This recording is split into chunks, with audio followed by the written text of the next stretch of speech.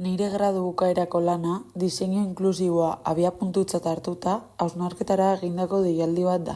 Gizarte inklusiboago bat lortzeko helburuz sortzen ditugu gurpildun aulkiak, bastoiak, egokitutako espazio zein garraiobideak eta beste milaka gauza. Dena, noski, beharrezkoa delako.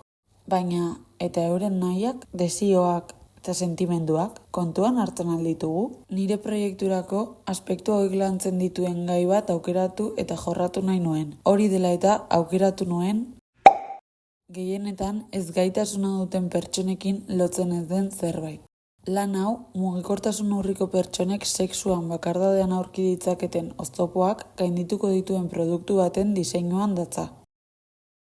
Telmo Iruretak esan zuen bezala, nosotros también existimos y porque nosotros también follamos.